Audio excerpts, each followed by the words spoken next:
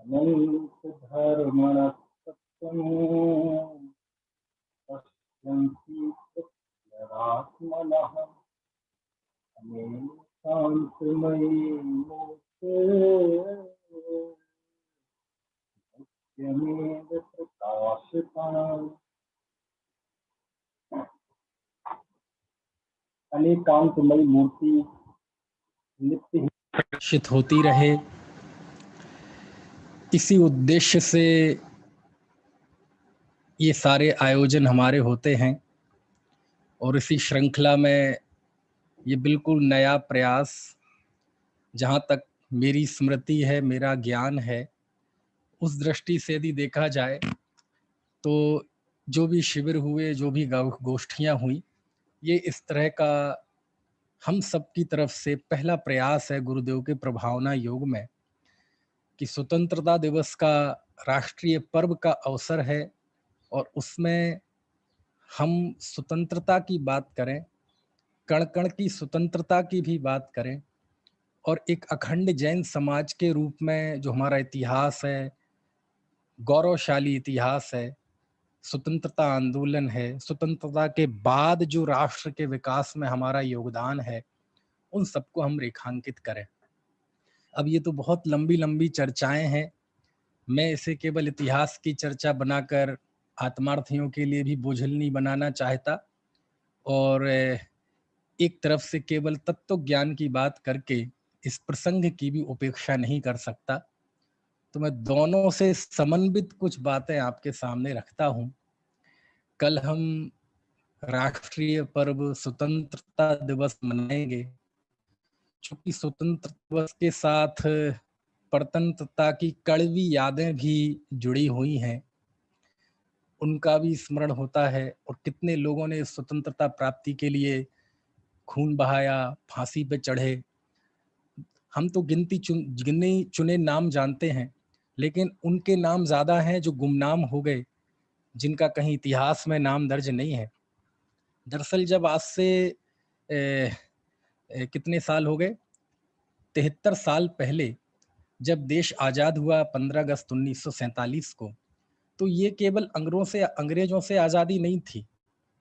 उसके पहले आप सैकड़ों वर्ष, शताब्दियों वर्ष पहले जाएंगे तो जब गुप्त साम्राज्य था, उसके पतन के बाद लगभग 2000 साल तक विदेशी लोगों का ही आधिपत्य, लगभग विदेशी लोगों का ही आधिपत्य हिंदुस्तान में रहा। विदेशी लोग आए, फिर अरब आए, फिर मुगल आए, फिर अंग्रेजों के हाथ में सत्ता आ गई। तो आमतौर पे जब हम स्वतंत्रता दिवस को याद करते हैं तो केवल ये याद करते हैं अंग्रेजों को, लेकिन ऐसा नहीं है। सैकड़ों साल जो विदेशी लोग हमारे ऊपर शासन करते रहे, उनसे मुक्ति का दिन था ये। समझ में आया? खैर, आजादी का जो प्रसंग है हमारे मन में एक राष्ट्रीय भावना के रूप में, एक सच्चे श्रावक के रूप में रोमांचित तो करता ही है। आज हम कुछ बिंदुओं की समन्वित बात करेंगे, क्योंकि इतिहास जो है, भारत का जो इतिहास है, आपको पता होना चाहिए। भारत का यदि प्राचीन इतिहास आपको देखना हो तो इतिहासकार भी ये मानते हैं कि भारत के प्राचीन इतिहास की सबसे प्रामाणिक, सबसे सुलझी हुई यदि जानकारी कहीं मिलती है तो वह जैन शास्त्रों में मिलती है, जैन पुराणों में मिलती है। और जब हम देखते हैं कि कितना उज्जवल हमारी जैन संस्कृति का योगदान राष्ट्र के अंतर्गत रहा है, उन सारी बात आज हम करेंगे। इस बात पर भी हम विचार करेंगे कि एक राष्ट्र के तौर पे, राष्ट्रवादी व्यक्ति के तौर पे, एक नागरिक के तौर पे हमारे क्या कर्तव्य हैं। कई बार हमें दो अलग अलग चीजें दिखने लगती हैं कि एक राष्ट्रवाद अलग चीज है और हमारी धार्मिक भावना अलग चीज है। लेकिन जब आप एक श्रावक के, एक आम जैन के कर्तव्य आप जाके देखेंगे तो आपको पता चलेगा कि कहीं दोनों में कोई विरोध नहीं है। आप जो श्रावकाचार पालन करते हैं, आप जो जैनाचार पालन करते हैं, इसमें अपने आप राष्ट्रवाद समाया हुआ है। और जरूरी नहीं है राष्ट्रवाद मतलब राष्ट्र के नाम पे नारे लगाना, राष्ट्रवाद के नाम पे जुलूस निकालना, ऐसा नहीं है। आप अहिंसात्मक आचरण रखते हैं, आप वैचारिक सहिष्णुता रखते हैं, आप ईमानदारी पूर्वक कार्य निर्वाहन करते हैं, आप ईमानदारी से अपना व्यापार करते हैं, आप निष्ठा पूर्वक अपनी सेवा करते हैं, जो भी सरकारी है या प्राइवेट है ना? आप अपना समय पर टैक्स चुकाते हैं, आप किसी की धार्मिक भावनाओं, धार्मिक आज़ादी उसको ठेस नहीं पहुंचाते। यदि ये आप कार्य करते हैं जो कि एक जैन श्रावक का मुख्य कर्तव्य है, तो इससे बड़ा राष्ट्र निर्माण में कोई योगदान नहीं हो सकता। लेकिन इन विषय पे हम बाद में आएंगे, चूंकि मैं भी थोड़ा सा पहली बार ही इस तरह के विषय पर पर व्याख्यान कर रहा हूं, तो मैंने भी नैया भंवर में डाल दी है। कहाँ कैसे किनारे लगेगी हमें भी नहीं पता, लेकिन बहुत बहुत मीठी मीठी बातें आएंगी। राष्ट्र गौरव और जैनत्व के गौरव के लिए हमें ये पता होना चाहिए, हमारी फिजाओं में, हमारे वातावरण में एक सैकड़ों साल से एक झूठ चल रहा है, और वो झूठ की वजह भी है क्योंकि उस तरह के उल्लेख लोगों ने कर दिए। हमारे देश का नाम भारत है, और ये भारत नाम कहाँ मिला? जब संविधान निर्माण हो रहा था और संविधान में हमें अपने देश का नाम रखना था कि इस देश का नाम क्या रखें, क्योंकि विदेशी लोग आके इसे हिंदुस्तान कहते थे, अंग्रेज लोग इसे इंडिया कहते थे, लेकिन ये तो ऊपर से थोपे हुए नाम थे। इस देश का असल नाम क्या है? जब इसकी खोज की गई तो एक राजस्थान के इतिहासकार हैं, मुझे नाम ध्यान आ रहा है, शायद गौरी शंकर ओझा, उन्होंने बताया कि इस देश का सबसे प्राचीन नाम कहीं उल्लेख है तो वो ईसा से लगभग पौनो 200 साल पहले एक जैन सम्राट हुआ खारवेल, उनका एक शिलालेख है जो कि प्राकृत भाषा में है, ब्राह्मी लिपि में है, उदयगिरी की गुफाओं में के यहाँ, जो कि भुवनेश्वर से कुछ किलोमीटर दूर है। वह आज एक आकर्षण का इतिहास की दृष्टि से और धार्मिक भावना की दृष्टि से भी, फिर शोध की दृष्टि से भी, पुरातत्व की दृष्टि से भी बहुत बड़ा क्षेत्र है। और वहां आज से लगभग 2200 साल पहले का वो शिलालेख है, और इतना व्यवस्थित शिलालेख आपको शायद विश्व में दूसरा ना मिले। उस शिलालेख में ये दर्ज है, और इस क्षेत्र के लिए नाम दिया गया है भारतवर्ष। भारतवर्ष मतलब भारतवर्ष, और वर्ष का अर्थ होता है क्षेत्र, यानी वो क्षेत्र के शब्द को अभी अलग कर दिया जाए तो देश का नाम है भारत। यानी इस देश का नाम भारत है, ये भी किसी जैन राजा के शिलालेख में ही सर्वप्रथम उल्लेख मिलता है। प्रश्न ये है, ये भारत का मतलब क्या है? भारत का मतलब है भरत का देश, भारत का मतलब भरत पुत्रों का देश। इतिहास में ये झूठ चल रहा है कि इस देश का नाम भारत दुष्यंत के पुत्र भरत के नाम पर पड़ा, लेकिन ये बात अब इतिहासकारों के द्वारा, पुरातत्वविदों के द्वारा, शोधार्थियों के द्वारा, पौराणिक संदर्भों के द्वारा ये बात बिल्कुल झूठी सिद्ध हो चुकी है। और अब ये एक स्थापित सत्य हो चुका है कि इस देश का नाम भारत दुष्यंत पुत्र भरत के नाम पे नहीं पड़ा, बल्कि इस देश का भारत नाम ऋषभ देव के पुत्र भरत चक्रवर्ती के नाम पे पड़ा। और भरत चक्रवर्ती का देश, भरत चक्रवर्ती के पहले यही देश कहलाता था अजनाभ वर्ष, क्योंकि ऋषभ देव के पिता अंतिम कुलकर नाभि राय थे, है ना, उनका नाम एक अजनाभ था। तो उनका, नाभि राय का व्यक्तित्व इतना व्यापक था, उन्होंने इतना प्रभावित किया, क्योंकि आपको ये सब जानना हो तो आपको युग परिवर्तन पढ़ना चाहिए।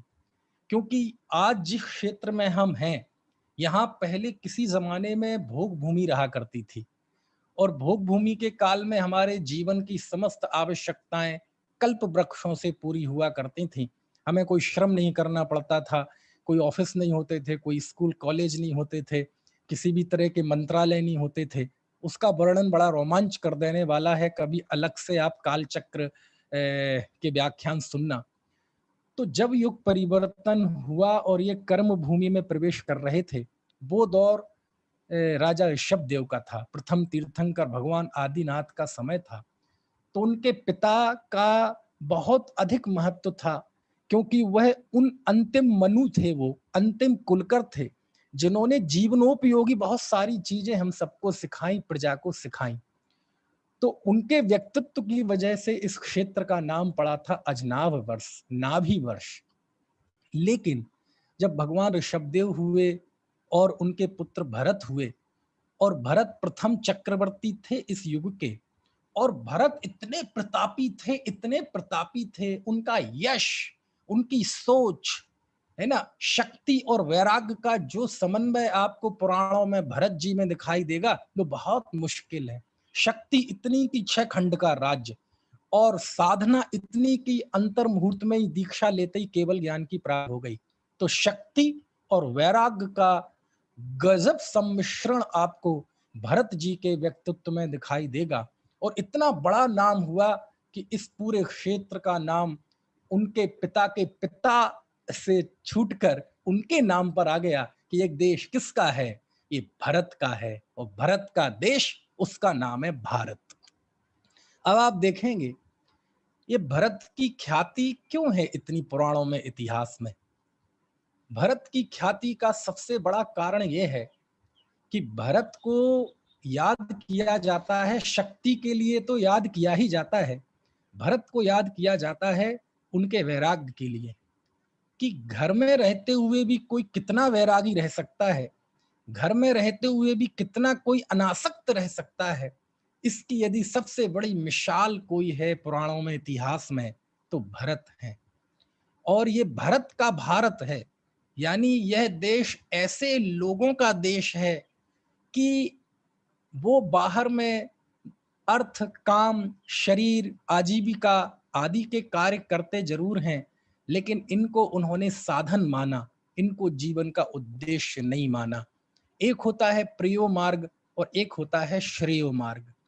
एक को कहते हैं हम भौतिकवादी विचारधारा और दूसरे को कहते हैं अध्यात्मवादी विचारधारा।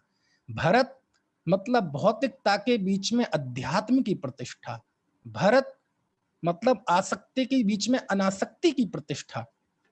यानी जो भरत का व्यक्तित्व था वो ही इस भारत भूमि का व्यक्तित्व था।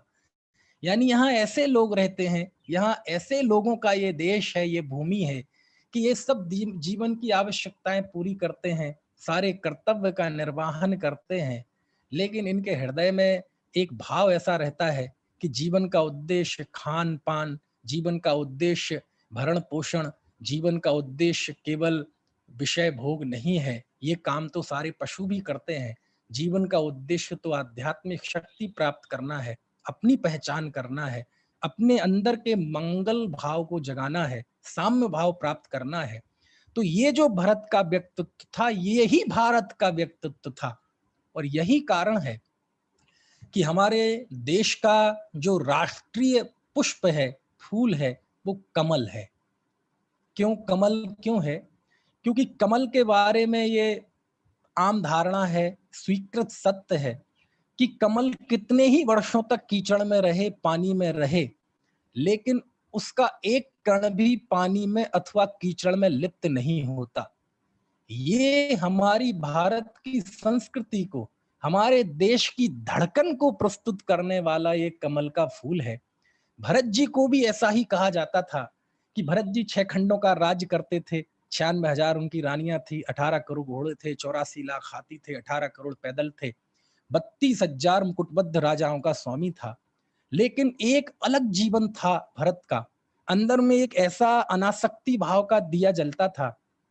ये आंखों से वो सारी दुनिया तो देखते थे, लेकिन एक अंतर्दृष्टि ऐसी थी जिसमें वो केवल अपने आप को एक अखंड चिद्रूप देखते थे।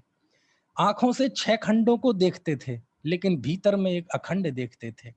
ये कान से वो सारी दुनिया की शिकायतें सुनते थे, सब कुछ सुनते थे, लेकिन एक अंदर में उनकी साधना थी जहां बाहर की ध्वनियां नहीं पहुंचती थी। वह निशब्द साधना उनके अंदर के अंदर में चलती रहती थी। ये नाक से वह दुनिया की गंध सुगंध तो उनके नाक से महसूस होती थी, लेकिन एक अंदर में ऐसी साधना चलती थी कि जो चैतन्य का सुवास, चैतन्य की खुशबू वो 24 घंटे लिया करते थे।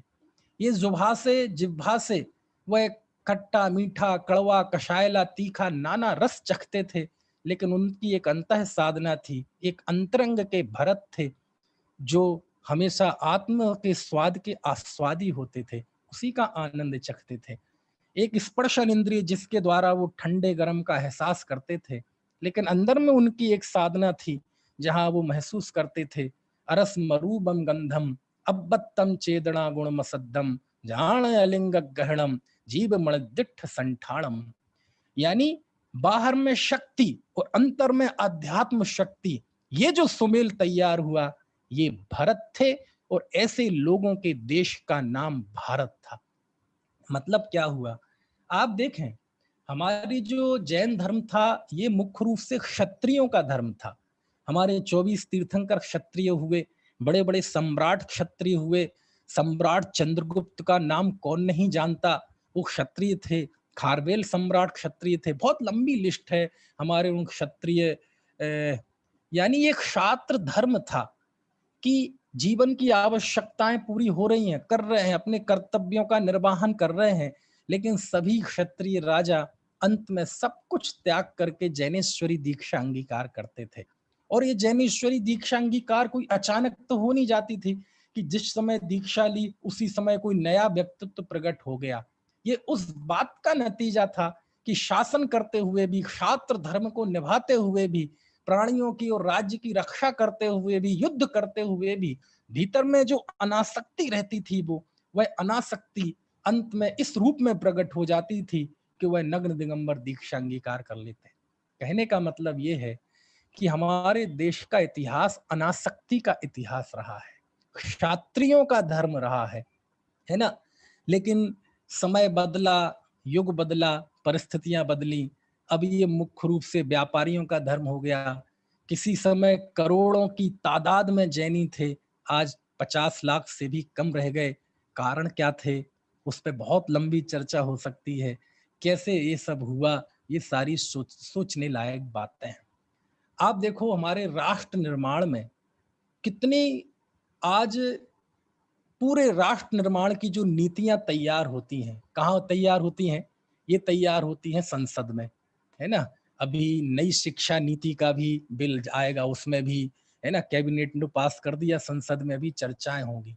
कोई भी नीति बनती है तो संसद में बनती है।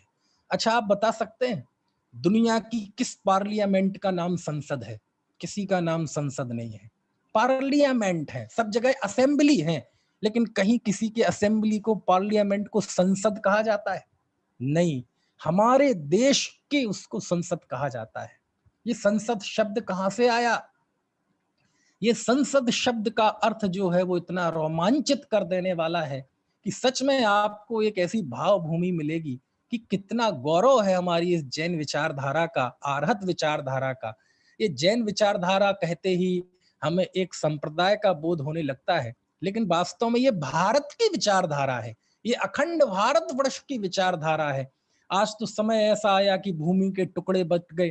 पहले ये अफगानिस्तान, कंधार, है ना, ये सब काबुल, पाकिस्तान, ये सब हमारे अखंड भारत वर्ष का ही हिस्सा था। लेकिन भूमि के टुकड़े, पहले मान लीजिए पाकिस्तान में भी कुछ होता था तो हमारा दिल धड़कता था, आज राजनीतिक कारणों से वो दूसरा हो गया तो अब उसके नाम पे दिल नहीं धड़कता। तो ये भूमि के बंटवारे तो कृत्रिम होते हैं, लेकिन राष्ट्र ये सब हमारे मस्तिष्क में होता है। समझ में आया? खैर, तो मैं ये कह रहा था कि ये संसद शब्द कहां से आया, ये संसद क्यों कहते हैं जो कि दिल्ली में मौजूद है, इसके पीछे बहुत मार्मिक कारण है। और इन सब पे विचार हुए जब हमारे संविधान निर्माण हुए, 3 साल लगभग लगे उसको निर्माण करने में, 100 से भी ज्यादा उसकी सभाएं हुई, इन सब बातों पे विचार हुए। उस समय 55 सांसद जैन थे, आजादी के बाद जो चुनाव हुआ। खैर, तो आपको बताएं, संसद शब्द आज से लगभग 1900 साल पहले हमारे, है ना, कलिकाल सर्वज्ञ आचार्य समंत भद्र स्वामी ने संसद शब्द का इस्तेमाल किया। आप जाएंगे उनके स्वयंभू स्तोत्र में, 18वें तीर्थंकर अरनाथ भगवान की स्तुति का 12वां छंद है जिसमें उन्होंने संसद शब्द का इस्तेमाल किया। तौबाग मृतम श्रीमत् सर्वभाषा स्वभावकम प्रीणयत्यमृतं यद्वत् प्राणिनो व्यापी संसदि। वाह। प्रश्न ये है, ये संसद का अर्थ क्या है? आपको पता होना चाहिए। हाँ, जो लोग सुन रहे हैं भविष्य में सुनेंगे। समोशरण को संसद कहते हैं। आचार्य समंतभद्र ने समोशरण को संसद कहा है, और उस समोशरण में रहने वाले लोगों को संसदी कहा है। सांसद आज की भाषा में कहें, हम पूछें कि आज कितने सांसद हैं, आप कहेंगे 545। भगवान महावीर के समोशरण में करोड़ों की तादाद में सांसद थे, क्योंकि समोशरण को संसद कहा है समंतभद्र स्वामी ने। क्यों? समोशरण किसे कहते हैं? समोशरण उसे कहते हैं जहां सभी के लिए समान अवसर हो, उसका नाम समोशरण है। समोशरण में होता क्या है? समोशरण का सबसे खूबसूरत पक्ष क्या है कि समोशरण में जो विभिन्न प्रकृति के लोग होते हैं, बिल्कुल प्रकृति से विरुद्ध। जैसे सांप है, नेवला, प्रकृति से विरुद्ध। जैसे शेर है, गाय है, प्रकृति से विरुद्ध। बिल्ली है, कुत्ता है, प्रकृति से विरुद्ध। बिल्ली है, चूहा है, प्रकृति से विरुद्ध। ये जो बिल्कुल विरुद्ध प्रकृति के लोग हैं, वो विरुद्ध प्रकृति के लोग उस समोशरण में रहते हैं, और वहां सारे, है ना, वैर भाव भूल के एक बेदी पर सब एक हो जाते हैं। आत्महित की बेदी पर, आत्महित के उद्देश्य को लेकर वो आपसी बैर भाव सब भुला देते हैं। मैं शेर हूं, तुम गाय हो, भूल जाते हैं कुछ देर के लिए, केवल इस भाव से कि मुझे आत्महित करना है। और उस वाणी में जो भगवान महावीर की आ रही है, उसमें भी इन सब भेदभाव को दूर करके, है ना, समानता का और आत्महित का, आत्मस्थिरता का उपदेश देते हैं। इस बेदी पर सब बैर भाव भूल जाते हैं, सबको समान अवसर होता है, विरुद्ध प्रकृति और अपनी शत्रुता छोड़कर। जब इस देश की उस असेंबली अथवा पार्लियामेंट का नाम संसद रखा गया, तो उसके पीछे परिकल्पना ये थी कि जब संसद में दो तरह के दल होंगे, एक होगा पक्ष और एक होगा प्रतिपक्ष। यद्यपि वो संसद के बाहर चुनाव लड़के यहां आए होंगे, तो वहां एक दूसरे के शत्रु जैसे रहे होंगे। जब वो चुनाव प्रचार करेंगे तो एक दूसरे को लांछन लगाएंगे, गालियां देंगे, एक दूसरे के गुणों को अवगुण बताएंगे। ना जाने कैसी कैसी डायलॉग डिलीवरी होती है। अब आज के माहौल में ये बात बताने की जरूरत नहीं है। यानी चुनाव में वो एक दूसरे के शत्रु, लेकिन जब जीत कर आ गए और संसद में प्रवेश कर गए, भले ही वहां दो दल दिखाई देंगे, एक पक्ष और एक प्रतिपक्ष, लेकिन जैसे संसद में विरुद्ध प्रकृति भी भूलकर आत्महित की बेदी पर सब बैर भाव भुला देते हैं। तो संसद शब्द के अंदर मूल भावना यह है कि तुम बाहर कैसे जीत के आए हो, लेकिन अब यहां आ गए हो, तो पक्ष और प्रतिपक्ष दोनों इस पक्षपात को छोड़कर राष्ट्रहित की बेदी के पर, राष्ट्रीयता के भाव के नाम पर हम सब पक्ष प्रतिपक्ष की कषाय भुला दें और दोनों मिलकर राष्ट्र के निर्माण की और उसके विकास की नीतियां तैयार करें, बिना किसी जाति, धर्म, मजहब, क्षेत्र, भाषा का भेद किए बिना। इस पवित्र भावना से उस संसद को ये नाम मिला। क्यों? संसद का कितना पवित्र अर्थ है, समोशरण। ये सब है, क्या करें। दरअसल क्या है कि हम लोग इतने फिक्स हो गए हैं कि ज्यादा हम पढ़ना नहीं चाहते, है ना, ज्यादा हम सोचना विचारना नहीं चाहते, क्योंकि हमें केवल 2 के 4 व्यापार, इससे ज्यादा हम आगे सोचते ही नहीं है।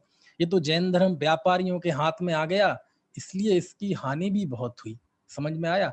क्यों? क्योंकि व्यापारी हर चीज को पैसे से तौलता है, व्यापारी हर चीज में नफा नुकसान तौलता है। जब ये क्षत्रियों के उसमें था, तो क्षत्रियों ने कभी धर्म को तलवार से नहीं तोला।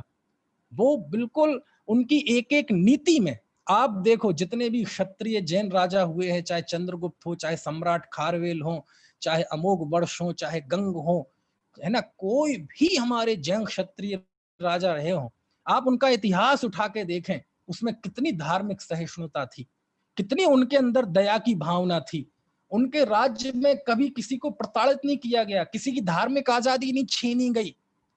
समझ में आया? और आप दूसरे राजाओं को देख लो, विदेशी राजाओं को देख लो, जो आया उसने धार्मिकता के नाम पे कितना उन्माद किया, कितना उन्माद किया।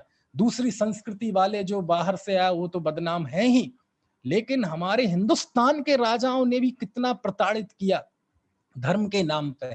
लेकिन जैन जो छात्र धर्म था, आप उसमें देख लो, इतनी ताकतवर होते हुए भी सम्राट खारवेल का शासन वहां मदुरई तक, और यहाँ ना जाने कितना हजारों किलोमीटर में उनका शासन फैला हुआ था, लेकिन सबको धार्मिक आजादी थी, सबको अपने अनुसार जीवन जीने की, अपने धार्मिक विश्वासों के द्वारा जीवन यापन करने की। ये सारी चीजें कहां से आई? ये कहां से आई ये सब चीज? ये जैन दर्शन की धड़कन है। समझ में आया? ये जैन दर्शन की धड़कन है, इसे हमें समझना पड़ेगा। आज व्यक्ति पूछता है कि साहब राष्ट्र के निर्माण में व स्वतंत्रता प्राप्ति में क्या योगदान है जैनों का? अरे आज तो ये बातें इसलिए होने लगी क्योंकि थोड़े से पता नहीं क्या है, अब शिक्षा नीति में बदलाव हो रहा है, उम्मीद करते हैं कुछ अच्छा आए। समझ में नहीं आता, ज्यों ज्यों व्यक्ति पढ़ा लिखा हो रहा है, ज्यों ज्यों शिक्षा का प्रचार हो रहा है, त्यों तो व्यक्ति कट्टरपंथी होता जा रहा है। बड़े बड़े इंजीनियर, बड़े बड़े पढ़े लिखे आतंकवादी पकड़े जा रहे हैं, आईएएस में जाने के लिए तैयार हैं। बड़े बड़े भारतीय संस्कृति वाले भी इतने कट्टरपंथी हो गए, और पढ़े लिखे वो उन्माद की पराकाष्ठा है। ज्यों ज्यों शिक्षा का प्रचार हो रहा है, उन्माद और कट्टरता बढ़ती जा रही है, और उस वजह से ये सब बातें होने लगी। अन्यथा जब हम अंग्रेजों के खिलाफ लड़े थे तो कोई ना हिंदू था, ना कोई मुस्लिम था, ना कोई जैन था, ना कोई क्रिश्चियन था, ना कोई गुरखा था, ना कोई मद्रासी था, कोई नहीं था। क्यों? क्योंकि हम सब अंग्रेजों के सामने दलित थे। दलित मतलब जातिगत दलित नहीं, दलित मतलब कुचले हुए। अच्छा एक बात मैं आपसे पूछता हूं, हमें परतंत्रता में क्या दिक्कत थी? भोजन आज भी मिलता है, तब भी मिलता था। जिनके पास पैसे हैं वो तब भी ऐश करते थे, आज भी ऐश करते हैं। जो नौकरी करते थे उनको उनकी वृत्ति तब भी मिलती थी, आज भी मिलती है। सबके शादी विवाह तब भी होते थे, आज भी होते हैं। पूजा पाठ है ना, नवाज गिरजा घर में प्रार्थना तब भी होती थी, आज भी होती है। सब कुछ वैसा ही है जैसा अंग्रेजों के जमाने में होता था, और आज भी है। कई लोग तो ऐसा भी कहते उस समय ज्यादा बढ़िया था अनुशासन प्रशासन की दृष्टि से। फिर फर्क क्या था?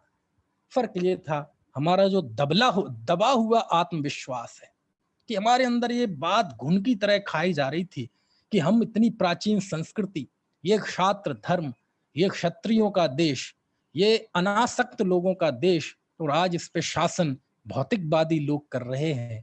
ये जो भाव था, इसकी वजह से वो आजादी की तड़फन हुई, और उसमें सब एक थे, कोई वहां जाति की बात नहीं थी। ये तो बाद में राजनीतिक कारणों से जाति की बातें जुड़ गई।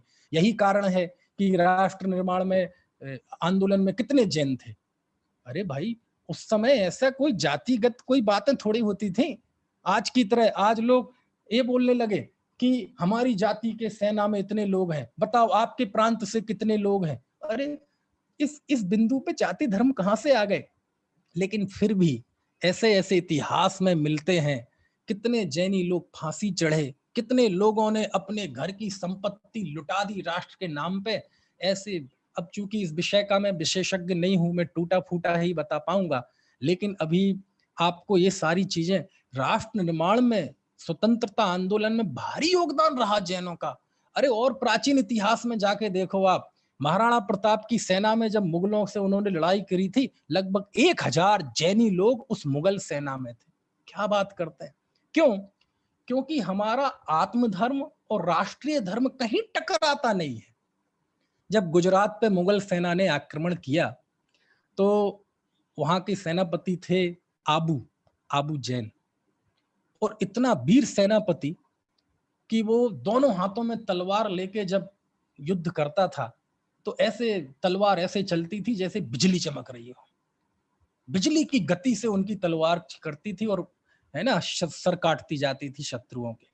और सुबह से शाम तक युद्ध चलता था। शाम को युद्ध पूरा हुआ और बस वहीं युद्ध भूमि में शस्त्र रखे, अपने हाथ पैर धोए, और वहीं चादर बिछा के वह जी प्रतिक्रमण करने लगा। अब ये बात समझ में नहीं आई। वो लोग देख रहे हैं, सब लोग देख रहे हैं कि ये चक्कर क्या है। अगले दिन युद्ध हुआ, फिर वो स्थिति बनी, तो शाम को रानी ने पूछ ही लिया कि हम दो चीजें देख रहे हैं, ये क्या तुम्हारी मतलब विरुद्ध, डबल स्टैंडर्ड। बोले एक तरफ तुम जब युद्ध में जाते हो तो ऐसे लगते हो जैसे महाकाल बनकर आए हो, ऐसे तुम सर काटते हो कि जैसे गाजर मूली की सर काट रहे हो, और यहाँ युद्ध खत्म हुआ और तुम बैठ जाते हो और क्षमा याचना करते हो।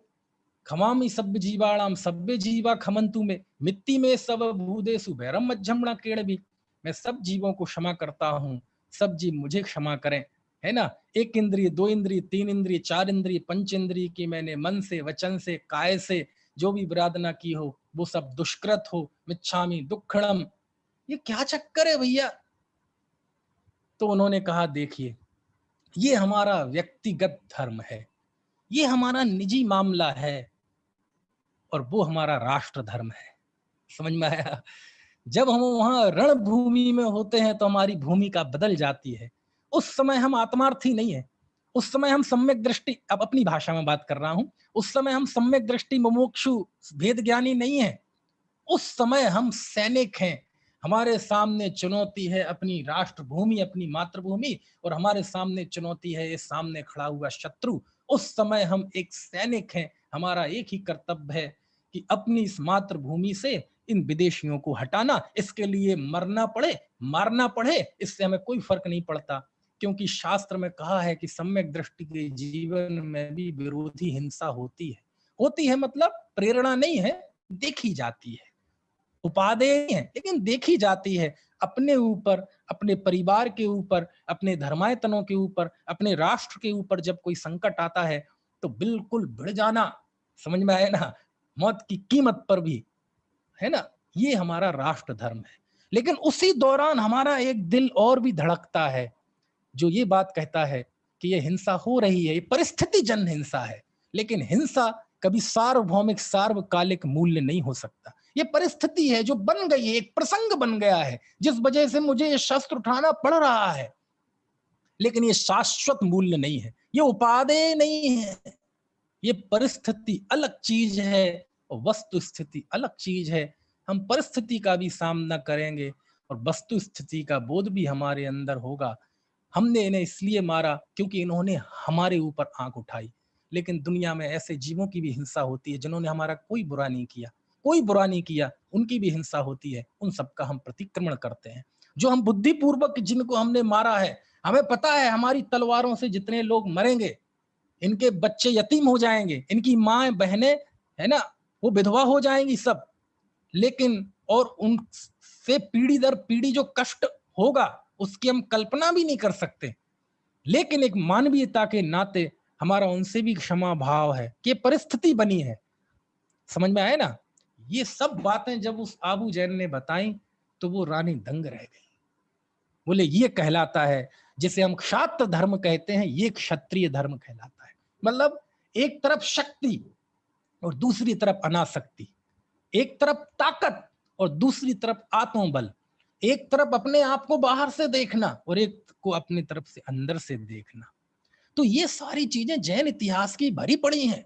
जब मौका आता है तो हमारे जैन श्रेष्ठियों ने, भामाशाह ने नेतृत्व किया था महाराणा प्रताप की उसमें सेना में, और जब मौका आया तो खजाने खोल दिए, खजाने खोल दिए। अरे वो फतेहपुर सीकरी का इतिहास देख लो, सिखों के उसमें, है ना, जब उनके दोनों बेटों को मार दिया गया तो कोई जगह देने तैयार नहीं था उनको अंतिम संस्कार के लिए। राजा ने कहा ये सिक्के जितनी, बोले इतनी जगह तो दे दो साहब उनके अंतिम संस्कार के लिए। बोले जो सोने के सिक्के बिछा देगा तो जगह देंगे उतनी जगह में। तो टोडरमल थे, जैन टोडरमल श्रेष्ठी, उन्होंने सिक्के बिछा दिए उतनी जगह पे। राजा ने पैंतरा बदल दिया, बोले सीधे नहीं खड़े सिक्के बिछाओ। उसने खड़े बिछा दिए और उस जगह को लेकर वहां फिर संस्कार कराया। आज भी ये गाथा वहां लिखी हुई है सिखों के उस तीर्थ में, आप जाके देखें वो टोडरमल। अब कितनी बातें हैं, बहुत सारी बातें हैं। कहने का अर्थ ये है कि हम कभी राष्ट्रीय कर्तव्य को और अपने आत्महित के मार्ग को कभी टकराने ना दें। दोनों कोई अलग अलग नहीं है। हाँ, अरे हमारे तो साधु संत आचार्यों ने कभी राष्ट्र के विरुद्ध कार्य नहीं किया। उनके भी राष्ट्र के जो नेता होते थे, राजा होते थे, उनसे उनके मधुर संबंध होते थे। चाहे राजा चामुंड राय और सिद्धांत चक्रवर्ती आचार्य नेमिचंद देव हो, है ना, चाहे धबलाकार हो। आप देखो हमारे पुराणकारों ने, हमारे ग्रंथ के लेखक आचार्यों ने अपने शास्त्र की प्रशस्ति में उस समय के तत्कालीन राजाओं का स्मरण किया, उनको थैंक्स कहा। क्यों? क्योंकि ये जो यदि परिवार माहौल में और राष्ट्र में शांति ना हो तो कोई आत्मा आराधना कर सकता है, कोई साहित्य आराधना कर सकता है? सब किया। कहने का आशय ये है कि ये बहुत सारे विषय हैं, इतने विषय हैं इस बात पर चर्चा करने के लिए, और इसके विशेषज्ञ विद्वान भी बहुत हैं। आज क्या है, हमें कुछ पता नहीं है ना। दरअसल आज भी कोई भी क्षेत्र ऐसा हो, साहित्य का क्षेत्र हो, राजनीति का क्षेत्र हो, खेल का क्षेत्र हो, रक्षा का क्षेत्र हो, प्रशासन का क्षेत्र हो, है ना, शासन का क्षेत्र हो, विज्ञान का क्षेत्र हो, ऐसा कोई भी क्षेत्र नहीं है आज जहां इस छोटी सी जैन समाज की बहुत महत्वपूर्ण भूमिका ना रही हो। लोग कहते हैं कि जैनी लोग सेना में क्यों नहीं जाते? सैकड़ों लोग जैनी सेना में हैं।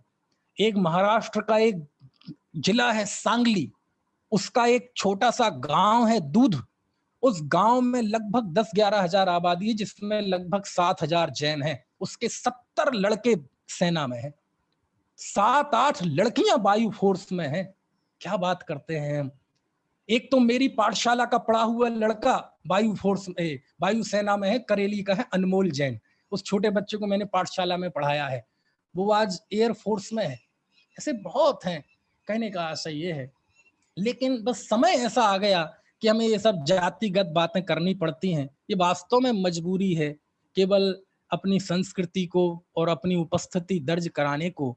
लेकिन ये जातिगत बातें मैं बोल रहा हूं, लेकिन मेरे मुंह से शोभा नहीं देती, हमारे मंच से शोभा नहीं देती। क्यों? क्योंकि हम एक इतनी व्यापक संस्कृति रहे हैं इतिहास में कि आज यदि हमें जैनत्व के लिए ये बातें करनी पड़ी तो हमें सोचना चाहिए कि क्यों करनी पड़ रही हैं। समझ में आया ना, क्यों करनी पड़ रही हैं? इतनी व्यापक संस्कृति के हिस्सा रहे हैं। और एक और बात मैं बता दूं कि राष्ट्र निर्माण में, स्वतंत्रता में सबसे बड़ी केंद्रीय भूमिका किसकी रही? राष्ट्रपिता महात्मा गांधी की। और उन्होंने हथियार क्या बनाया? अहिंसा को। आप इतिहास में उठा के देख लीजिए, इतिहास में उठा के देख लीजिए, किसी भी राष्ट्र, किसी भी भाषा के राजनीति शास्त्र के ग्रंथ खोल के देख लीजिए, किसी भी स्थान पर राज्य की 6 प्रकृतियां, है ना, कहीं भी देख लीजिए, सत्य अहिंसा रूप में माना गया है? नहीं माना गया, किसी ने नहीं माना। लेकिन गांधी जी से बड़ा कोई आविष्कारक नहीं हुआ। उन्होंने सत्य अहिंसा, जो कि एक आत्मीय मूल्य थे, उसको राजनीतिक तौर पे तख्ता पलट का साधन बना दिया, हथियार बना दिया। ऐसा एक भी उदाहरण दुनिया में नहीं है, बल्कि इतिहास की, राजनीति की पुस्तकों में तो अहिंसा, सत्य को क्रांति में बाधक माना गया है। बोले अहिंसावादी सत्यवादियों को तो दूर रखो, ये हमारे आंदोलनों को, हमारी क्रांति को कमजोर करेंगे। लेकिन कमाल की बात है, उन गांधी जी ने उस अहिंसा को हथियार बना दिया। जो हमारी आत्मनीति थी उसे राजनीति बना दिया। और क्या मंगल हुआ? राजनीति जब धर्म में घुस जाती है तो अमंगल होता है, लेकिन जब धर्म राजनीति में घुस जाती है तो मंगल होता है। और कहां से मिले? तो संविधान के 63 नंबर पृष्ठ पर लिखा है, भगवान महावीर की अहिंसा से प्रभावित होकर गांधी जी ने राष्ट्र को आजादी कराने में अहिंसा को एक शस्त्र के रूप में इस्तेमाल किया। एक 63 नंबर के पृष्ठ पे लिखा है। यानी हमारा संविधान ये कहता है कि जिस अहिंसा सत्य के आधार पर देश आजाद हुआ, वो सत्य और अहिंसा के संस्कार गांधी जी को जैन धर्म से मिले। उनकी माँ जैन थी। जब वो विदेश जा रहे थे और उन्हें वो संकल्प दिलाए गए थे माँ के द्वारा, वही एक जैन साधु के समक्ष दिलाए गए थे। आप पढ़िए उनकी आत्मकथा। श्रीमद राजचंद्र जी जो एक जैन मनीषी थे, उनको वो अपना गुरु मानते थे। कहने का आशय ये है। और आपको बताएं, बहुत महत्वपूर्ण बात, हिंद स्वराज नाम की एक पुस्तक है, काका कालेलकर उसके संपादक हैं। उसमें गांधी जी के विचार हैं, और गांधी जी के विचारों से जो प्रश्न उत्पन्न होते हैं उन प्रश्नों का जवाब है। उसमें एक प्रश्न आया कि बापू, आपका ये जो अहिंसा सत्याग्रह है, ये तो कायरों का धर्म है। वहां जवाब दिया गया, सुनो भैया, कायरों का धर्म नहीं है, ये वीरों का धर्म है। क्या मतलब हुआ? बोले तुम क्या समझते हो, सामने अंग्रेजों की फौज खड़ी हुई है, घोड़े पे उनके बड़े बड़े सैनिक हैं, हाथ में अस्त्र हैं, शस्त्र हैं, और हम यहाँ निहत्थे खड़े हुए हैं, हम कायर हैं? हम कायर हैं? बोले तुम्हें पता ही नहीं है वीरता और कायरता। वो अस्त्र चला रहा है, उसे तुम वीरता कहते हो? बोले उसे तो शासकीय आदेश मिला हुआ है, यदि वो नहीं चलाएगा तो उसकी नौकरी जाएगी और अंग्रेज तो उसे लटका देंगे। बोले तोप चलाने में, तलवार चलाने में, बंदूक चलाने में जितनी हिम्मत और साहस चाहिए, उससे 1000 गुना साहस इस सत्याग्रही में चाहिए। क्यों? बोले मंगल पांडे गोली चला देता तो कुछ नहीं था, यदि वो कारतूस जो थे, चर्बी के कारतूस मुंह से फाड़ देता तो कुछ नहीं था। 1857 की क्रांति के मूल में यही तो था कि उसे पता चला कि ये जो कारतूस हम मुंह से लगाते हैं, इसमें गाय की, सूअर की चर्बी होती है, यही तो था। और उसने कहा कि हम ये कारतूस इस्तेमाल नहीं करेंगे, और कारतूस किस्मत पे 1857 की क्रांति हुई, जो एक राष्ट्रीय आंदोलन बन गई। वो नहीं लगाया उसने मुंह से, और लगा लेता तो कोई बात नहीं थी। और जब उसको सजा सुनाई गई और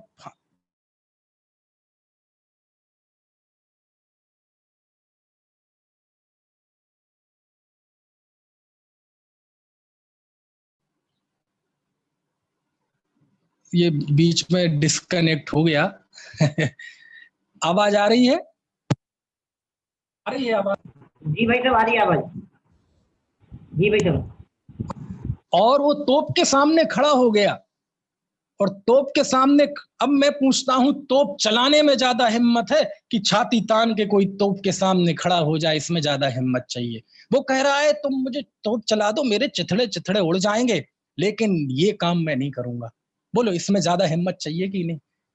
जब हमारे आंदोलनकारी बच्चे, बूढ़े, जवान, ये जब आतताई अंग्रेजों के सामने झंडा लेके खड़े हो जाते थे, अंग्रेजों भारत छोड़ो, इंकलाब जिंदाबाद, और वो कहता था कि झंडा नीचे कर दो नहीं तो हम गोली मार देंगे, कहते तुम्हारी गोलियां खत्म हो जाएंगी, लेकिन ये झंडा थामने वाले सीने कम नहीं पड़ेंगे, तुम मारो। तो बोलो, बोले ये छाती पे गोली खाने में ज्यादा हिम्मत चाहिए कि गोली चलाने में ज्यादा हिम्मत चाहिए? चलाने वाला तो सरकारी ड्यूटी कर रहा है भैया, इसमें हिम्मत चाहिए कि अपना बीबी, बच्चे, घर, सब अपनी जिम्मेदारियां सब कुछ छोड़ के वो मरने के लिए तैयार है, इसमें हिम्मत चाहिए। वो कहते हैं सत्याग्रह में वो हिम्मत नहीं, सत्याग्रही अहिंसावादी में ये हिम्मत अपेक्षित है। कहने का आशय ये है, ये गांधी जी जिस सत्याग्रह के लिए अनशन करते थे, ये कहां से आया अनशन? आत्मशुद्धि करते थे, ये कहां से आई ये सब बातें? ये जिन धर्म के संस्कार थे जो गांधी जी के पास थे। समझ में आ रही है बात? बहुत बातें हैं, बहुत बातें हैं। आप देखो, इस राष्ट्र के प्रति हमारे कर्तव्य क्या है, थोड़ी इस पे भी बात कर लें। क्या कर्तव्य हमारे इस राष्ट्र के प्रति?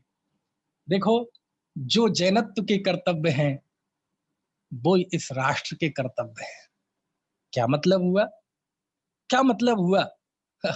आप देखो, जैन दर्शन की आत्मा क्या है, जैन दर्शन का प्राण क्या है? जैन दर्शन का प्राण है अनेकांतवाद। अनेकांतवाद यानी सह अस्तित्व की भावना भी उसमें शामिल है। क्या है अनेकांतवाद? आज सारे विश्व, आप देखो, आज विश्व एक ऐसे बारूद के ढेर पे खड़ा है, सच में किस समय चिंगारी जल जाए और सब उसमें समा जाए कुछ नहीं पता। बड़ी बड़ी राष्ट्र की शक्तियों ने, अमेरिका ने, जापान ने, चाइना ने, रूस ने, कोरिया ने, सबने मिसाइलें ताक रखी, तैयार कर रखी हैं, परमाणु बम तैयार कर रखे हैं, और एक एक परमाणु बम इतने भयंकर हैं कि राष्ट्र के राष्ट्र खत्म हो जाए, मिट्टी में मिल जाए। मैं आपसे पूछता हूं, जब ये सारे दो संस्कृति, दो देश जब एक दूसरे के खिलाफ खड़े होते हैं तो उसके पीछे कारण क्या है? क्यों खड़े होते हैं? क्या उनके पास खाने के लिए रोटी नहीं है, रहने के लिए घर नहीं है, पहनने के लिए कपड़े नहीं है, अपनी धार्मिक आजादी नहीं है? दोनों अपने में रहे तो सब कुछ है, किसी के पास कोई कमी नहीं है, लेकिन फिर भी एक दूसरे की तरफ निगाहें क्यों तरेड़ते हैं, क्यों एक दूसरे की तरफ तोप के मुंह कर रखे हैं? क्योंकि वो ये समझते हैं कि बस मेरा अस्तित्व हो, मेरा शासन हो, मेरा जलवा हो, बस दूसरे रहें लेकिन मेरे अनुशासन में रहें। ये जो भावना है, ये भावना विश्व के लिए सबसे भयंकर घातक है। और इस भावना पर चोट करने वाला दुनिया के किसी धर्म का कोई सिद्धांत यदि चोट करता है तो वह अनेकांतवाद है। अनेकांतवाद क्या कहता है? अनेकांतवाद ये कहता है कि विरुद्ध विचारधारा है, विरुद्ध शक्तियां हैं, विरुद्ध लोग को सोचने विचारने के तरीके हैं। मैं भी रहूं, तुम भी रहो, मैं अपना काम करूं, तुम अपना काम करो। ये सह अस्तित्व की भावना, ये अनेकांतवाद की रीढ़ है ना? अभी वहां मत जाना, एक द्रव्य में नित्य और अनित्य, अभी मैं जो कह रहा हूं वो समझना है। आप देखो, देखो बहुत संवेदनशील बिंदु कह रहा हूं मैं। आज विश्व में करोड़ों लोग ऐसे हैं जिन्हें 2 वक्त की रोटी नहीं मिलती। करोड़ों लोग ऐसे हैं जिनके पास रोजगार नहीं है। करोड़ों लोग ऐसे हैं जो भूख से मर चुके हैं और आज भी लाखों मरते हैं। क्यों मरते हैं? इसके पीछे कारण क्या है? इसके पीछे कारण, आर्थिक जो कारण है वो भी अपना एक महत्व, लेकिन मैं एक नई बात आपको बताता हूं, बहुत महत्वपूर्ण। क्योंकि सारे विश्व के देशों का एक बहुत बड़ा हिस्सा राजस्व का, रेवेन्यू का जाता है रक्षा उपकरणों को खरीदने में, हथियारों को खरीदने में, सेना के टैंकर खरीदने में, राफेल खरीदने में, बोफोर्स खरीदने में, परमाणु बम खरीदने में, मिसाइलें खरीदने में। सबसे ज्यादा बजट यदि कहीं किसी का जाया होता है तो इन चीजों में जाया होता है। और पता चले कि जिसकी तैयारी में हम लगे रहे 30-30, 40-40 साल से कोई युद्ध नहीं हुआ, केवल बस हम रक्षा बजट बजट बजट, ये सारे विश्व की हालत है। और मैं ये कहता हूं कि जितना बजट सारा विश्व इस रक्षा के लिए, संरक्षण के लिए, हथियारों को जुटाने के लिए करता है, यदि उसका पाई पाई यदि राष्ट्र के काम में आ जाए, रोजगार के काम में आ जाए, खाद्य उन्मूलन के काम में आ जाए, तो दुनिया का एक भी व्यक्ति भूखा ना मरे, कोई भी कुपोषण का शिकार ना हो। फिर भी होता है क्यों? क्योंकि हमें अनेकांतवाद में विश्वास नहीं है, जियो और जीनो दो में विश्वास नहीं है, सह अस्तित्व की भावना में विश्वास नहीं है। और जब तक ये नहीं होगा, 2 संस्कृतियां, 2 विश्व ऐसे लड़ते रहेंगे। लेकिन कमाल की बात यह है कि बहुत दुख की बात है, आतंकवाद भी इसी मानसिकता से उपजा। और जो एक धर्म विशेष से अनुप्रमाणित आतंकवाद है, वो तो चलो दुनिया में सबको पता है।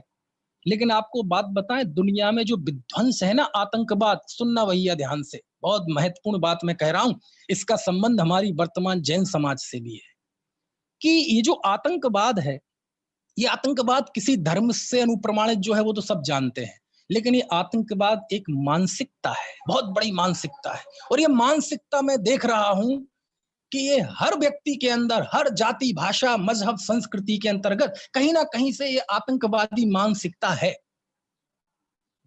जो लोक में आतंकवादी हैं वो तो हैं ही, लेकिन आप हिंदुस्तान में आइए, हिंदुस्तान में प्राचीन संस्कृति वाले, भारतीय संस्कृति वाले आतंकवादी नहीं है।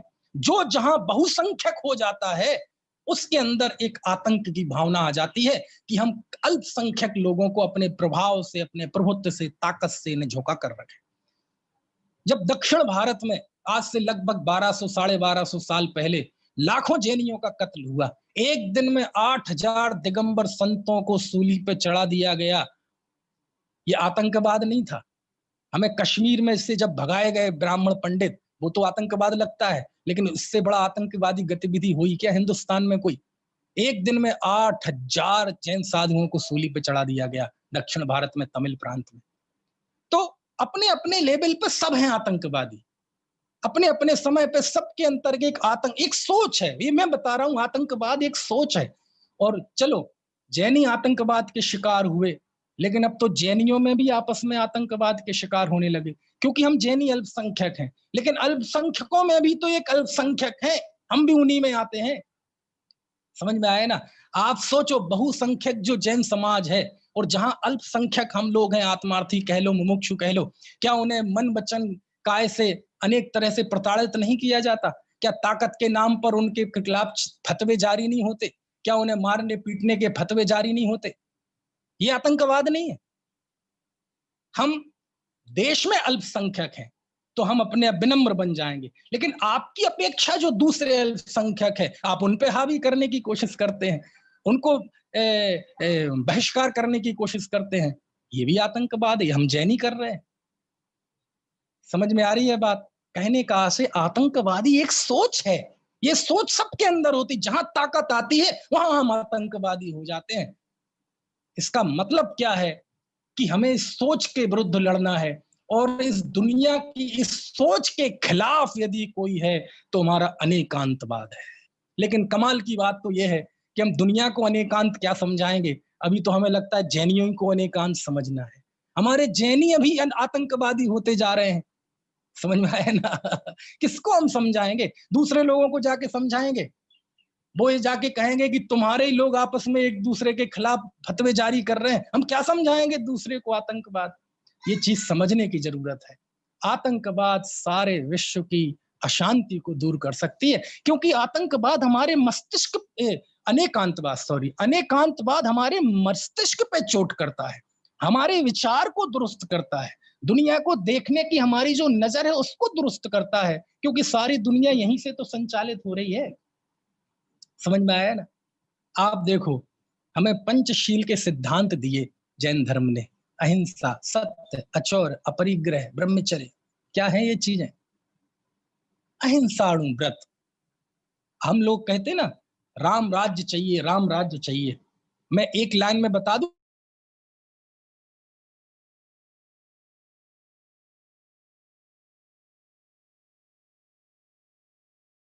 मैं एक लाइन में बता देता हूं आपको राम राज्य किसे कहते हैं। अणु व्रतों का पालन ही राम राज्य है। क्यों? अहिंसा का पालन करें आप, संकल्पी हिंसा का त्याग करें, कितनी बड़ी बात है। आज देखो, दो परिवारों में, दो गलियों में लड़ाई होती है, दो देशों में बैर भाव के कारण होती है, और जिन धर्म कहता है आप संकल्पी हिंसा का त्याग करें।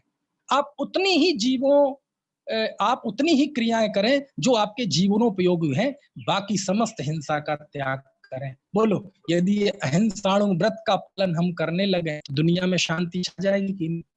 सत्याणु व्रत का पालन करने लगे तो दुनिया में शांति छा जाएगी कि नहीं? अचौर्याणु व्रत का पालन करने लगे, आप देखो जितना रेवेन्यू आता है उससे ज्यादा वो टैक्स चोरी हो जाता है। यदि एक एक व्यक्ति यदि ईमानदारी से टैक्स जमा करे, इस अचौर्याणु व्रत का पालन करे, तो बोलो पूरे विश्व में, देश में खुशहाली आ जाएगी कि नहीं? ब्रह्मचर्याणु व्रत का पालन करे, अब स्वदारा संतोष व्रत का पालन करे। आप देखो दुनिया, भारत देश में रोज आप देख रहे हैं 6-6 महीने की बच्चियों से रेप हो रहे हैं, 6-6 साल की बच्चियों से गैंग रेप हो रहे हैं। अनैतिक संबंधों के चलते कितनी आत्महत्याएं हो रही हैं, कितनी हत्याएं हो रही हैं, परिवार टूट रहे हैं। आप टीवी अखबार उठा के देख लो। यदि ब्रह्मचर्याणु व्रत का पालन हर एक जीव करने लगे, बोलो विश्व में शांति आ जाएगी कि नहीं? देश में शांति आ जाएगी कि नहीं? अपरिग्रह, जितनी जरूरत है उतना रखना, इससे ज्यादा नहीं रखना। यदि ये भाव हमारे अंदर आ जाए तो पूरे विश्व में, पूरे देश में कोई भी व्यक्ति गरीब भूखा नहीं सोएगा। क्यों? हमने पेटियां भर रखी है, हम उस पे सांप की तरह, जैसे खजाने पे सांप बैठ गया है ना, ऐसे जोड़ जोड़ के उस पे पूंजी इकट्ठी करके सांप की तरह उस पे बैठ गए हैं। आप किसके हक को मार रहे हैं? आप उन गरीब लोगों के हक को मार रहे हैं जो 2 जून की रोटी बरस रही है। ये जो हमारे जैन सिद्धांत है, राष्ट्र धर्म के लिए कोई अलग से राष्ट्र धर्म नहीं है। जो हमारा जैन सिद्धांत है, जैन आचार, उसका पालन ही राष्ट्र धर्म है। आप ईमानदारी से, आप व्यापार है तो ईमानदारी से करें, आप नौकरी में है तो जो कार्य जहां योग्य हो उस कार्य को ईमानदारी से करना ही राष्ट्र धर्म।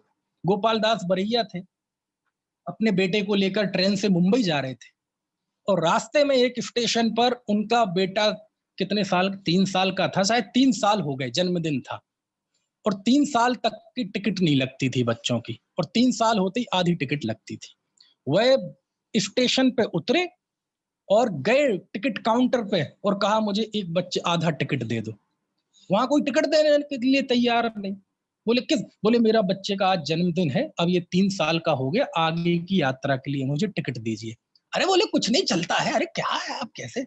उन्हें लगा ये कौन से ग्रह का प्राणी आ गया, क्योंकि हिंदुस्तान में तो ऐसी बातें है। यहाँ तो जब मैं बस वगैरह में जाता हूँ, आप जाते होंगे, तो पता नहीं 12-12 साल के बच्चे 6 साल के हो जाते हैं। कभी कभी बोले 12 साल का बच्चा है लेकिन टिकट ना कटवाने पड़े बोले 6 साल का है। तो फिर कभी कभी लगता है कि जो जिनके गोद में बच्चे हैं 3-3-4 साल के, ये तो बेचारे अभी पैदा ही नहीं हुए। उन्होंने कहा टिकट दीजिए, वहां भीड़ इकट्ठी हो गई, पुलिस वाले आ गए, स्टेशन मास्टर आ गया, बोले ऐसा करो आप मत लो टिकट, कुछ नहीं होगा, बोले लिख के दो आप। तो लिख के देने के आज भीड़ लग गई, वहां स्कैंडल बन गया और उन्होंने जबरदस्ती करके उसका टिकट लिया। देखो ये होता है जैन श्रावक। और उसकी चर्चा नेहरू जी के साथ हुई और नेहरू जी ने कहा उस समय राष्ट्र के प्रधानमंत्री ने कि यदि एक एक व्यक्ति उन जैन साहब जैसा हो जाए तो हम देश में सोने की पटरियां बिछा दें। बात समझ में आ रही है मेरी? आप सोचो, हम सब जैन हैं, क्या हमारे अंदर ऐसी ईमानदारी के मूल्य हैं क्या? हम तो 2-2 रुपये के लिए बिक जाते हैं। आप बताओ कोई ईमानदारी से ऐसा टैक्स पे करता है? जब हम ट्रेन में जाते हैं तो रिश्वत दे के सीट लेते हैं कि नहीं? जब हम चौराहे पे जाते हैं वो चालान बनाता है तो 1000 रुपए का चालान 100-200 रुपए दे के निपटाते हैं कि नहीं? और जब वो करते हैं तो राष्ट्र नीचे जाता है। क्यों? क्योंकि आपके दिए गए धन का कोई ऑनलाइन रिकॉर्ड नहीं होता और वो साला ब्लैक मनी में चला जाता है। ब्लैक मनी मतलब राष्ट्र के लिए घुन। आप सोचो, ये हमारे इतिहास है, ऐसे पुरुष हुए हैं इतिहास में। तो हमारी जो श्रावकाचार है, वो श्रावकाचार ये कहता है कि तुम बस इसका पालन करो। ये राष्ट्र धर्म भी है, आत्म धर्म भी है। 4 प्रकार की भावनाएं बताई गई: मैत्री भावना, प्रमोद भावना, कारुण्य भावना, माध्यस्थ भावना। सभी जीवों के प्रति मैत्री का भाव। अकलंक स्वामी इसकी व्याख्या करते हैं मैत्री भाव की, कि मैत्री भाव कहते कैसे हैं? वो कहते मेरे मन वचन काय से कृत कार्य तन्मूदना से किसी को दुख ना हो, इस अभिलाषा का नाम मैत्री भाव है। मैत्री भाव मतलब सबको फेसबुक पर रिक्वेस्ट भेज देना, गले में हाथ लगा लेना, सबको घर में घुसा लेना, इसका नाम नहीं। मेरे द्वारा किसी को कष्ट ना हो, बस इस इच्छा का नाम मैत्री भाव है। सोचो आप, अकलंक स्वामी ने लिखा है 7वें अध्याय तत्वार्थ सूत्र की टीका में। माध्यस्थ भावना, बोले जीवन में जो आपके सामने लोग आपको रूबरू होंगे वो आपसे विरुद्ध भी होंगे, आपकी विचारधारा के विरुद्ध होंगे, आपकी अनुकूलताओं के प्रतिकूल होंगे, सब तरह के होंगे, लेकिन आप ऐसा मत करना कि उनके प्रति हिंसा पे उतारू हो जाएं। आप उनसे विद्वेष मत पालना, आप माध्यस्थता का भाव रखना। बोलो ये माध्यस्थता का भाव आ जाए, बोलो कुछ रहेगा देश में? विसंगति रहेगी, युद्ध रहेंगे, संघर्ष रहेगा? नहीं रहे। ज्ञानी जैल सिंह ने कहा था कि यदि एक देश का एक एक व्यक्ति यदि जैन धर्म को पालन करने लगे तो सारे देश के पुलिस स्टेशन खत्म हो जाएंगे, हमें पुलिस की जरूरत ही नहीं पड़ेगी। समझ में आ रही है बात? टाइम हो गया है। कहने का आशय ये है कि हमें अलग से कुछ नहीं करना है। जो कुछ है हमारे पास, जो कुछ हमारे ज्ञानियों ने, आचार्यों ने श्रावक के कर्तव्य लिखे हैं, बस उनका पालन करना ही। क्योंकि ना तो अब अंग्रेज हैं, ना अब मुगल हैं, ना अब अरब हैं, ना अब शक हैं, ना अब भूण है, ना अब यूनानी है, कोई नहीं है, हम ही हम हैं। कौन है? सब हम ही हम हैं। हमें कोई राष्ट्रीय, लेकिन आप देखो अहिंसा की ताकत।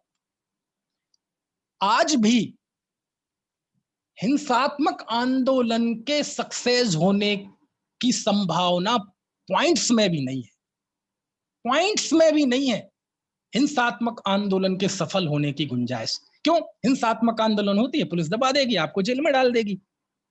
लेकिन यदि आप कोई अहिंसात्मक आंदोलन करते हैं तो उसकी संभावना 99% तक होती है।